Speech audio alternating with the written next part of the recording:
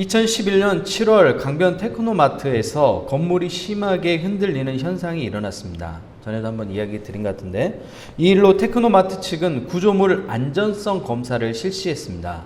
그런데 놀라운 결과가 나왔습니다. 많은 사람들이 건물이 흔들리거나 그러면 요즘 부실 공사가 많잖아요. 그래서 건물을 부실하게 지어서 흔들리는 현상이 있겠구나라고 생각을 했어요.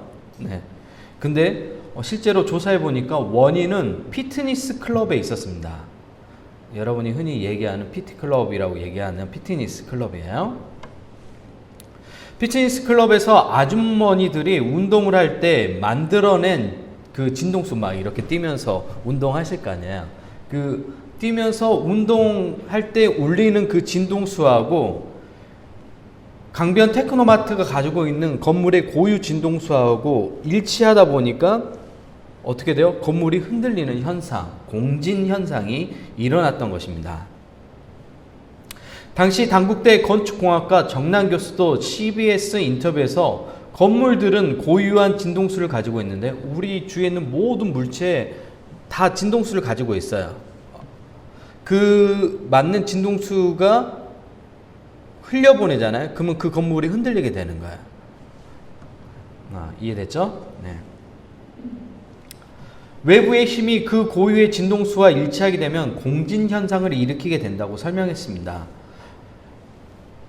강변 테크노마트는 결국 뭐야? 피트니스 클럽에서 운동을 하던 그 아주머니들이 일으켰던 그 진동수하고 그 건물이 가지고 있는 진동수하고 일치했기 때문에 흔들렸던 거야. 그래서 피트니스 클럽을 하지 않으면 진동은 사라지게 되는 거죠.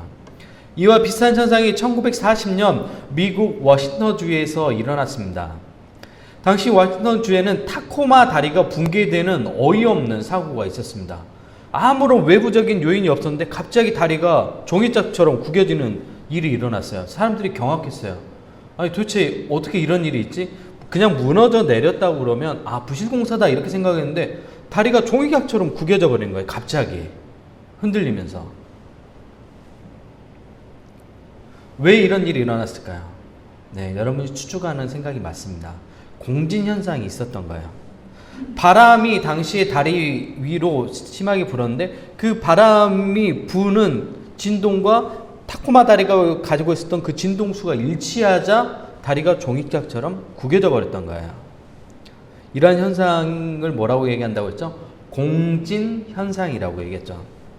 이러한 공진 현상이 성경에도 나와요. 여러분이 잘 알고 있는 내용 중에 하나죠. 여호수아 6장 20절입니다. 이에 백성이 외치고 제사장들은 나팔을 불매 백성이 나팔 소리를 들을 때 크게 소리질러 외치니 성벽이 무너져 내린지라. 여리고 성을 돌았던 이스라엘 백성들의 이야기예요. 13바퀴를 돌고 마지막에 어떻게 했죠? 소리를 한꺼번에 지르니까 여리고 성벽이 무너져 내렸죠. 어렸을 때는 이 이야기가 너무 판타지 같은 이야기여서 잘 안 믿어졌는데 과학적으로 설명이 가능하니까 이 이야기가 너무 가까이 다가오는 거예요. 실제처럼. 무슨 현상이 있었던 거예요? 우리도 생각해봐요. 우리가 월드컵 할 때 굉장히 많은 사람들이 경기장에 모여가지고 응원하잖아요. 대한민국. 그랬을 때 그 소리가 엄청나잖아요. 데시벨이. 그 엄청난 그 소리가 여리고 성벽에 가지고 있는 고유 주파수하고 일치하면서 공진 현상이 일어나서 무너져 내린 것이죠. 60만 1730명이 소리 질렀다고 생각해봐요. 당시 민수기에 보면 민수기는 이제 사람들의 숫자를 센 이야기가 두 번이 나와요. 1차하고 2차. 네, 그래서 2차가 60만 1730명이에요. 네. 출애굽할 때 첫 번째 숫자가 60만 몇 명이죠?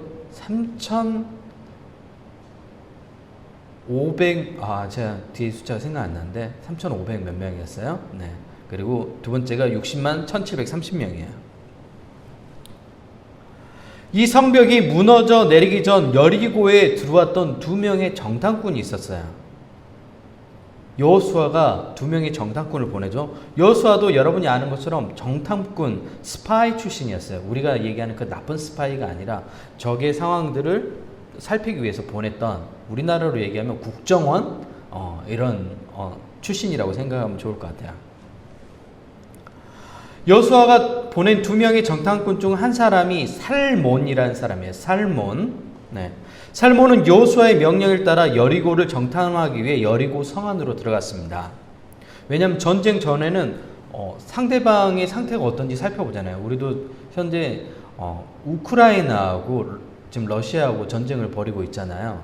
그럼 전쟁을 벌이기 전에는 그 상대방의 군수도 군사들은 몇 명이 되는지, 또 얼마나 철저하게 전쟁을 준비하고 있는지, 또 그 전쟁을 이끄는 장수가 누군지 상대방을 파악하잖아요. 이런 것처럼 여호수아도 2명의 정탐꾼을 보냈고 그 중에 한 명이 살몬이었고, 살몬은 여리고 성 안에 들어가서 동향을 살피는 거예요. 그리고 그곳에서 운명 같은 여인 한 명을 만납니다. 이 사람이 누구냐면 기생 라합이었어요. 요즘에 얘기하면 술집에서 일하는 그런 여성이었죠. 기생 라합은 매우 현명한 여인이었어요. 그 술집에서 일하는 여성을 현명하다고 얘기하는 것은 조금 모순이 있는 것처럼 보이지만 실제로 이 여인은 굉장히 현명한 여인이었어요. 기생 라합은 술집에서 일하면서 당시 정세에 대해서 많이 들었겠죠. 이스라엘 백성들이 출애굽하고 나온 사건은 주변 나라들에게는 굉장히 충격적인 사건이었어요. 왜냐하면 당시 최강대국이 애굽이었어요. 애굽. 요즘 말하면 러시아 같은 나라인 거예요. 군사력이 세계 1, 2위 정도 하는 그런 나라였어요. 그런 나라에서 아주 작은 나라가 출애굽에서 나오는데 애굽의 모든 군사를 대부분을 가장 강력한 부대를 홍해에서 숨을 시켜버렸다는 이야기를 들은 거예요. 엄청난 파격적인 일인 거예요. 우리로 얘기하면 지금 우크라이나란 작은 나라와 러시아가 지금 전쟁을 벌이고 있잖아요. 네, 뭐 전쟁보다는 사실 일방적인 침략에 가깝죠. 네, 러시아는 너무 큰 나라이기 때문에 예전에 그 러시아 안에 소련 안에 포함되어 있었던 나라가 우크라이나니까 너무 작은 나라인데 게임이 안 되는 거죠. 전쟁 자체가. 네. 근데 우크라이나가 이겼다고 생각해봐요. 어떠겠어요, 여러분? 말도 안 되는 일이잖아요. 근데 그런 일이 지금 이스라엘 백성들이 그런 거예요. 애굽이라는 나라를 그 초강대국을 상대로 이긴 거예요. 그 뒤에는 누가 있었죠? 하나님이 계셨어요.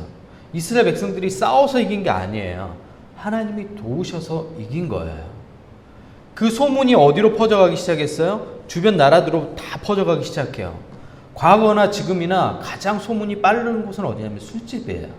사람들이 술 마시면 보안, 아내야 될 얘기도 막 하게 되잖아요.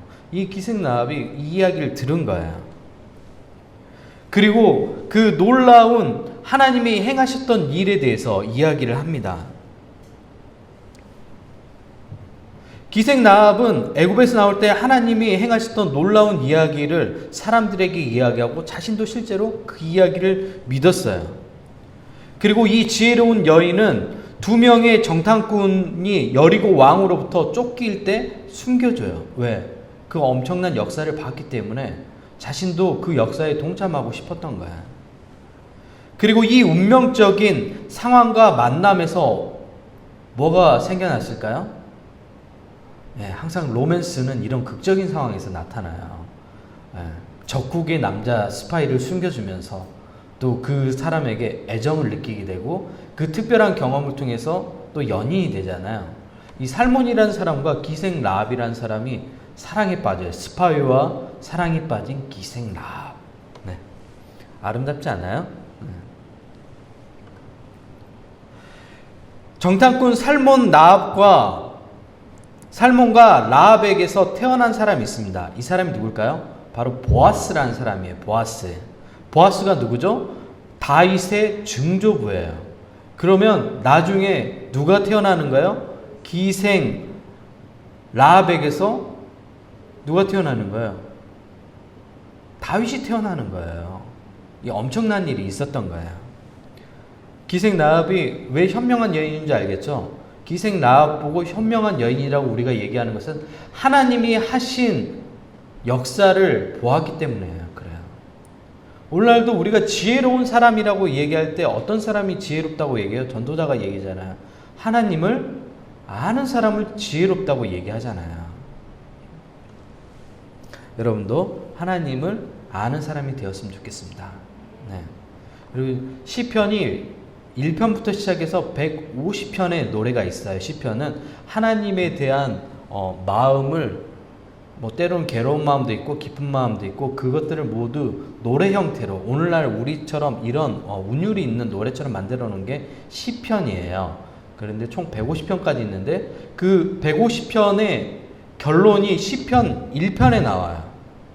150편의 모든 결론이 1편에 나오는데 뭐라고 얘기죠? 복 있는 사람은 어떤 사람이 복인지 설명하죠. 복 있는 사람은 악인의 꾀를 쫓지 아니한다고 얘기해요. 악인의 꾀가 영어 성경에 보면 노하우예요. 노하우. 우리가 그런 얘기 해야 되나요? 노하우를 배워야 된다고. 그럼 악인들이 가지고 있는 그 노하우를 배우지 않은 게 복 있는 사람이래요. 놀랍지 않아요? 네. 여러분 모두 악인의 꾀를 쫓지 않는 그런 복 있는 사람이 되었으면 좋겠습니다. 그렇게 해서 어떻게 세상 살아가겠어?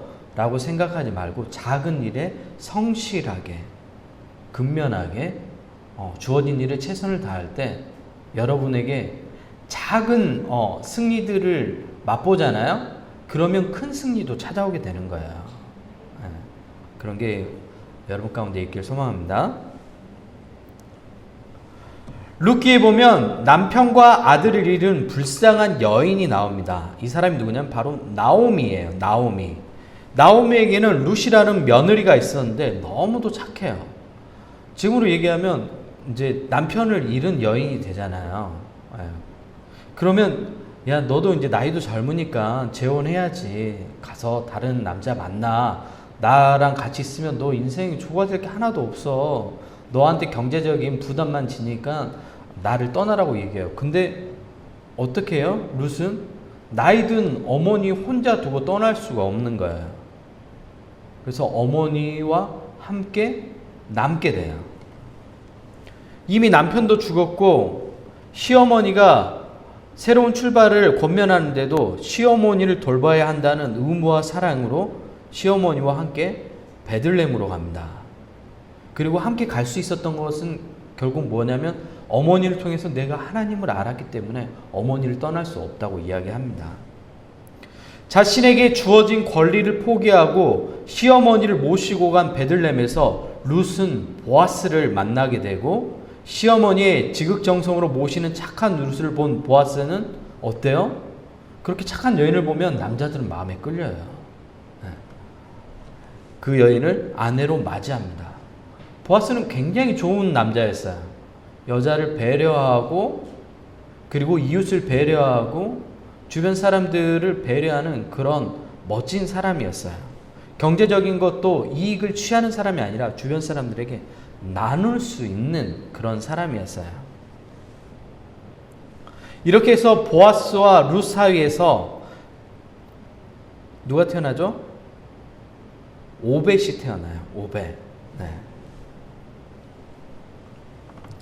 오늘 우리가 살펴본 본문에도 우연처럼 보이는 한 사람의 이야기가 나옵니다. 누구죠? 바로 구레네 사람 시몬의 이야기입니다. 지금 계속해서 우연처럼 보이는 이야기들을 얘기를 해드리고 있죠. 구약의 성경의 내용들을 전반적으로 다 이야기를 했죠. 그리고 지금은 오늘 본문 누가복음의 내용이에요. 시몬은 디아스포라 유대인이었어요. 디아스포라라는 말은 흩어진 유대인이라는 말인데 남유다가 멸망하고 주변 나라들로 사람들이 다 백성들이 흩어졌어요. 우리나라도 마찬가지죠. 일본에게 우리가 나라를 빼앗기고 난 이후에 어떻게 했죠? 주변 중국이나 이런 데로 우리도 다 흩어졌잖아요. 소련으로 넘어간 사람도 있었고 그래서 고려인이 있잖아요. 그런 것처럼 이스라엘 백성들도 마찬가지예요. 나라가 멸망하자 주변 나라들로 다 흩어졌어요. 그 흩어진 유대인들을 디아스포라라고 얘기해요. 이해됐어요? 디아스포라. 그러면 일부는 애굽으로도 내려갔어요. 네. 그리고 일부는 위쪽 주변 나라들로 다 흩어졌던 거예요. 구레네 사람 시몬은 유월절을 지키기 위해 예루살렘으로 왔다가 우연히 예수님을 대신해 십자가를 짊어졌습니다. 이 우연처럼 보인 사건이 시몬과 그의 가족들의 삶을 완전히 바꾸었습니다. 예수님을 대신에 십자가를 졌다고 하니까 십자가형에 달린 게 아니라 그 당시 사형제도 십자가는 뭐냐면 자기가 그 십자가 틀을 가로틀을 메고 갔어야 됐어요. 네. 사형장까지 메고 가는 거예요. 고문을 당하고 난 이후에. 근데 예수님께서 너무 많은 채찍에 맞은 거예요. 고문을 너무 심하게 당한 거예요. 그래서 걸을 수 없는 상황이 된 거예요. 그래서 대신해서 구레네 사람 시몬 보고 짊어지게 했던 거예요. 구레네 사람 시몬은 당황스럽죠. 아들 둘과 함께 유월절을 지키기 왔는데 갑자기 자기 보고, 당시 십자가형은 가장 끔찍한 사형이었기 때문에 보는 건 재밌지만 그거를 자기 보고 돼지 짊어지고 가라고 하니까 얼마나 끔찍해요. 네. 지금 이 상황이 구레네 사람 시몬이 겪고 있는 상황인 거예요. 당황했겠죠. 네. 그리고 이 한 번의 사건이 이 구레네 사람 시몬의 가정을 완전히 바꾸는 계기가 되었어요. 실제로 구레네 사람 시몬의 아들 알렉산더와 루포는 초대교회에서 중요한 역할을 했습니다. 시몬의 아들 루포와 그의 아내는 로마 교회를 신실하게 섬겼는데 바울이 이들을 얼마나 사랑했는지 알 수 있는 구절이 로마서 16장 13절에 나옵니다. 제가 읽어드릴게요. 주 안에서 택하심을 입은 루포와 그의 어머니에게 문하라라. 그의 어머니는 곧 내 어머니니라. 바울이 뭐라고 얘기하는 거예요? 구레네 사람 시몬의 아내를 내 어머니라고 얘기할 만큼 굉장히 사랑했던 사람이에요. 이 사랑했다는 게 교회에서 신실하게 섬기는 그런 정말 훌륭한 권사님 같은 분이 바로 시몬의 아내가 그런 로마 교회에서 역할을 했던 거예요. 시몬의 아내가 얼마나 신실하게 교회를 섬겼는지 어떤 느낌인지 아시겠죠? 네. 우연처럼 보였던 그 십자가를 대신 진 사건을 통해 이 가정은 모두 하나님의 복음 안에 들어와 있을 수 있게 된 것입니다. 예수님의 십자가를 대신 지는 일이 없었더라면 구레네 사람 시몬은 그저 평범한 유대인으로 살아갔을 겁니다. 하지만 그 우연처럼 보이는 사건을 통해 복음을 알게 되었고 예수님을 위해 나머지 생을 바쳤던 그런 아름다운 가정이 하나님의 교회를 신실하게 섬기는 그런 가정으로 변화되었던 것입니다. 사도행전 6장에 보면 스데반 집사님이 큰 기사와 표적을 민간에 행하고 복음을 선포하니까 사람들이 시기하기 시작했습니다. 그들은 사람을 매수하고 거짓 증인을 세워 스데반을 공회에 세웁니다. 사나들인 공회는 바리새인 대표, 사두개인 대표, 서기관 대표에서 총 70명으로 구성된 이스라엘의 재판, 행정 모든 것들을 결정하는 기구예요. 재판하고 행정 모든 것들을 결정하는 기구가 사내들인 공회예요. 그럼 사내들인 공회에 그러면 누가 있다고요? 바리새인, 사두개인, 서기관. 거짓 뉴스를 퍼뜨린 사람들은 스데반이 모세와 하나님을 모욕했다고 거짓 증언을 합니다. 이때 공회 앞에 선 스데반이 명설교를 합니다. 이 내용이 바로 사도행전 7장에 나옵니다. 안타깝게도 이 명품 설교를 한 이후에 스데반은 마음의 찔림을 받은 강팍한 종교 지도자들에 의해 돌로 처형당하게 됩니다. 진리를 전하면 사람들이 다 아멘하고 받을 것 같잖아요. 근데 안 그래요. 거부하는 사람들이 많아요. 하나님의 말씀이 선포되었다고 다 사람들이 아멘하고 받지 않아요. 진리의 말씀이 선포되었는데도 반대로 스데반을 죽이는 끔찍한 일이 바로 벌어집니다. 이 스데반이 죽는 현장에 우연히 함께 있었던 사람이 누구냐면 바로 사도 바울이라는 사람이에요. 사도 바울. 스데반의 순교와 함께 큰 박해가 시작되었고 사도를 제외한 모든 사람이 유대와 사마리아 모든 땅으로 흩어졌습니다. 그중 빌립 집사님은 가사로 내려갔는데 그곳에서 에티오피아 여왕 간다게의 모든 국고를 맡은 네시를 만나게 됩니다. 중부 아프리카에 속한 에티오피아는 유대 땅에 땅 가사까지 온 이 관리가 놀랍게 선지자 이사의 글을 읽고 있었는데 문자를 읽은데 그 의미를 이해하지 못하고 있었습니다. 이사야 53장 7절입니다. 그가 도살자에게로 가는 양과 같이 끌려갔고 털 깎는 자 앞에 있는 어린 양이 조용함과 같이 그의 입을 열지도 아니하였도다. 되게 어렵죠. 근데 이 어린 양이 예수님의 십자가를 의미한다 이렇게 해석해 주는 사람이 없었나 봐요. 성경을 문자로 이해하고 있는데 이 내시에게 빌립 집사님이 복음을 전하면서 성경의 문자가 아니라 그 의미를 읽을 수 있도록 앞뒤 문맥과 어린 양이 누구를 지칭하는 것인지 설명해 줍니다. 복음을 전한 거겠죠. 이 내시는 복음을 듣고 세례를 받고 구원을 얻게 되었습니다.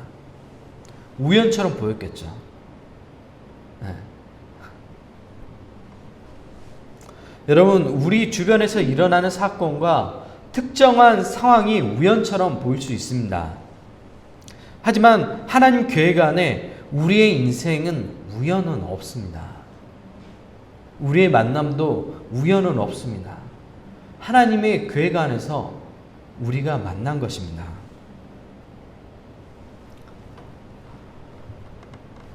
하나님의 시선으로 세상을 바라보면 모든 것이 달라 보입니다.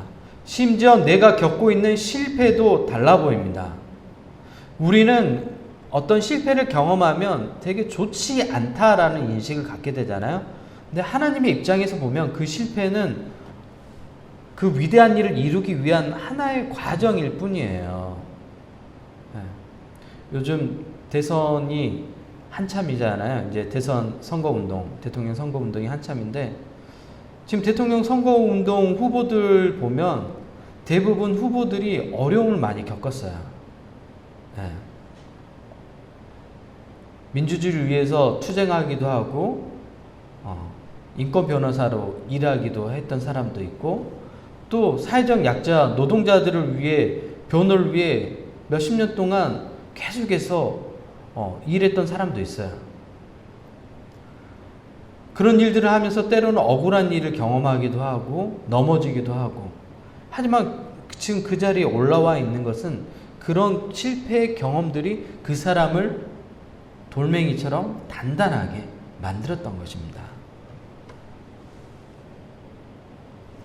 하나님의 시선으로 세상을 바라보면 모든 것이 달라 보입니다. 우리가 이런 것들을 영적인 눈, 영안이라고 그래서 이야기하는 겁니다. 죽음의 경계 앞에서 한 여인의 도움으로 목숨을 구한 살몬, 동시에 이방 여인이면서 예수님의 조상이 된 기생나, 이것보다 더 큰 은혜가 어디 있습니까, 여러분? 성경에 주 너희 하나님을 시험하지 말라는 말씀이 나오는데 하나님을 시험하는 것이 무엇이죠? 하나님을 시험하는 게 뭐예요? 하나님을 시험하면 안 된다고 말씀해요. 예수님도 말씀하셨죠. 주 너희 하나님을 시험하지 말라고 얘기했는데 하나님을 시험하는 게 뭐냐면 하나님이 나와 함께 하는지 의심하는 게 하나님을 시험하는 거예요. 여러분 가운데 갑자기 어려움을 겪고 계신 분들이 있을 겁니다. 이런 어려움이 생기면 우리는 쉽게 어떤 생각을 하냐면 나한테 이런 어려움이 찾아왔으니까 하나님이 나와 함께 하지 않는 거 아니야? 이렇게 생각해요. 이렇게 생각했던 이스라엘 백성들이 있었죠. 유대인들이 있었죠. 언제였죠? 제2차 세계대전 때 유대인들이 포로 수용소에 갇혀 있을 때요. 그때 어떤 일이 벌어졌냐면 유대인들을 실험으로 사용했어요. 네. 가스를 주입해가지고 얼마나 몇 분 만에 사람이 죽는지 그 실험 대상으로 누가 썼냐면 유대인들을 썼던 거야. 누가요? 독일의 나치가 그렇게 했죠. 이 끔찍한 상황들을 경험하면서 유대인들이 그때 뭐라고 얘기했냐면 지금 하나님은 어디 계시나? 우리가 이렇게 고통당하고 있는데 하나님은 어디 계세요? 심지어 어떤 일까지 있었냐면 포로 수용소에 갇혀 있으면 살기 위해서 그곳에 있으면 결국 계속해서 매일마다 죽어나가는 동료들을 봐야 되잖아요. 탈출하는 사람들이 생기잖아요. 네, 탈옥하는 사람들이. 탈옥하다 잡히면 운동장에 다 모이게 해요. 그리고 공개 처형을 해요. 목을 매달아서. 아이들도 다 보게 해요. 왜? 공포를 심어주기 위해서. 그때 한 아이가 묻죠. 매달려 죽은 낯선 아저씨를 보면서 왜 저 아저씨가 죽어야 되는지 주변 사람들에게 물어요. 그리고 이렇게 얘기하죠. 지금 하나님은 어디 계실까요? 우리가 이처럼 끔찍한 고통을 당하고 있는데 하나님은 어디 계실까요?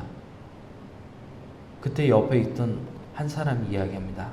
하나님은 지금 저 고통과 삶의 죽음 앞에서 허우적거리는 저 사람의 고통과 함께 하신다고 이야기합니다.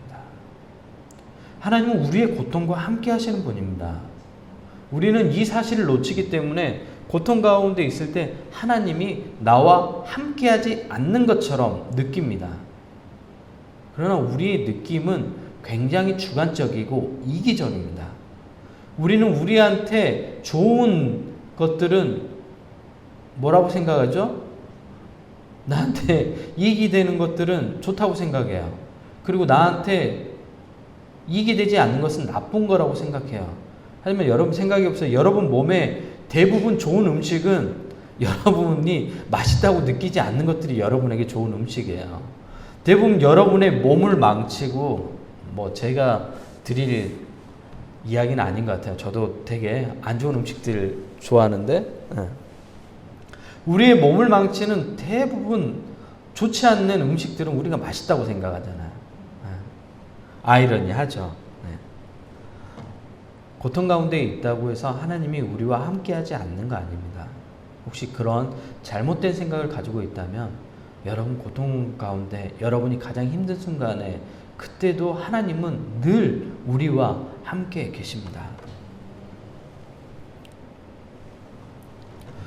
스데반은 주먹보다 큰 돌을 맞으며 순교할 때 하나님은 그 고통 가운데에서 함께 스데반과 함께 했습니다. 스데반이 순교할 때 그의 얼굴이 천사처럼 빛났다고 이야기합니다. 하나님은 여러분과 언제나 함께 하십니다. 그래서 예수님의 탄생을 천사들이 임마누엘 하면서 외쳤던 것입니다. 임마누엘이 무엇이죠? 임마누엘 뜻이 뭐죠? 하나님이 우리와 함께 하신다는 뜻입니다. 하나님이 우리와 함께 하신다는 증거로 예수님을 이 땅 가운데 보내주셨고 예수님이 여러분을 대신해 십자가를 지신 것입니다. 예수님이 지신 그 십자가가 우리와 함께 한다는 증거예요. 근데 우리가 이 십자가를 놓쳐버리잖아요. 예수님의 십자가를 바라보지 않잖아요. 그렇기 때문에 우리가 늘 어떤 생각을 가지죠? 나의 실패와 내가 겪고 있는 고난에 모든 삶이 매몰되어 버려요. 그 고난의 경험 앞에 모든 것들이 다 집어 들어가 버리니까 내 인생을 객관적으로 볼 수 있는 눈이 사라져 버리는 거예요. 우리의 고난과 우리가 당하고 있는 어려움 가운데 우리의 시선이 매몰되는 것이 아니라 우리는 십자가를 바라보는 거예요. 예수님의 그 십자가를 바라보는 거예요. 예수님의 십자가가 하나님께서 우리와 함께 하신 증거라고 하잖아요. 절망 가운데 있을 때 그 예수님의 십자가를 바라보는 거예요. 그 십자가를 바라볼 때 어떻게 돼요? 우리의 삶이 달라지죠. 시선이 나에게로부터 하나님께로 옮겨가니까, 나의 상처로부터 하나님께로 옮겨가니까 어떻게 되겠어요? 내가 회복되기 시작하죠. 우리 안에는 선한 것들이 없어요. 우리 계속해서 내 안에 내 느낌을 쫓고 내 안에 있는 마음의 상태를 쫓고, 우리는 부패한 인간이잖아요. 우리 안에 얼마나 더러운 마음들이 많아요. 근데 우리 안에서 새로운 것들을 계속해서 찾으려고 해요. 쓰레기 더미에서 아무리 찾아도 쓰레기밖에 더 나와요. 우리는 무엇을 찾아야 되죠? 하나님의 얼굴을 구하는 거예요. 하나님의 마음을 구하는 거고, 예수 그리스도의 마음이 우리 가운데 들어오도록 우리가 기도하면서 나아가는 거잖아요. 여러분 주위에서 일어난 모든 일, 우연처럼 보이는 그 모든 일을 통해 하나님은 우리를 훈련시키고 성숙의 신앙으로 인도하십니다. 우연처럼 보이는 모든 상황 속에서 하나님의 은혜와 계획이 있음을 발견하는 여러분 모두가 되었으면 좋겠습니다. 코로나 상황 때문에 많이 힘듭니다. 자영업자들도 힘들고 우리 젊은 청년들도 직장을 구하기 힘듭니다. 아르바이트도 자리가 많이 없죠. 그러나 이 힘든 상황 속에서도 하나님께서 인도하신 일들이 있습니다. 그 길을 따라갔으면 좋겠습니다. 여러분 삶 가운데 왜 이렇게 되는 일이 없지? 라고 생각하지 마세요. 여러분이 겪고 있는 그 일들은 여러분 삶 가운데 반드시 필요한 일이에요. 지금은 이해할 수 없지만 시간이 지난 다음에 바라보면 아, 그 일이 나에게 반드시 필요했구나 라고 깨닫게 돼요.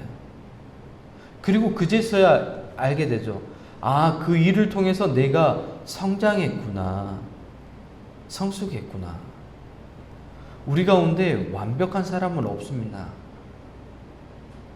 그러나 우리는 그 자리에 머물러 있는 것이 아니라 늘 끊임없이 예수님을 향해 한 발짝 한 발짝 앞으로 전진하면서 나아가야 합니다. 두려워하지 마시고 좌절하지 마시고 일어서십시오.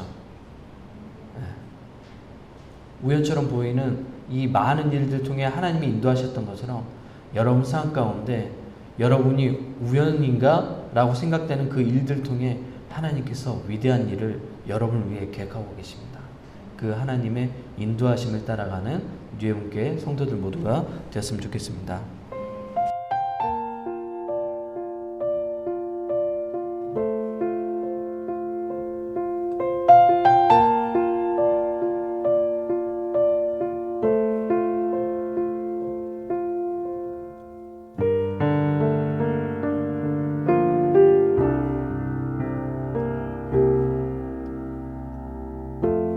삶의 작은 일에도 그 마음을 알기 원하네. 그 길, 그 좁은 길로 가기 원해. 나의 작음을 알고 그분의 크심을 알며 소망, 그 깊은 길로 가기 원하네.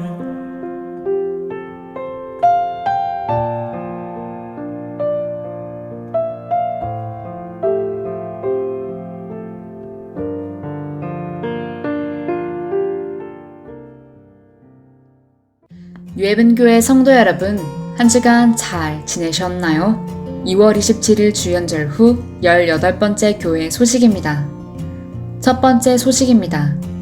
일상에서 진행하는 기독교 인문학 독서 모임에 적극적인 참여 부탁드립니다. 2월의 선종도서는 김용복 목사님의 사랑하는 사람은 누구나 아프다입니다. 자세한 방법과 내용은 교회 단체 카톡방에서 공지를 확인해주세요. 두 번째 교회 소식입니다. 사순절 영성새벽 기도회가 3월 2일부터 시작해 4월 15일까지 진행합니다. 많은 참여 바랍니다. 세 번째 교회 소식입니다. 코로나 자가검사 키트가 교회 입구에 비치되어 있습니다. 필요시 사용해 주세요. 네 번째 교회 소식입니다.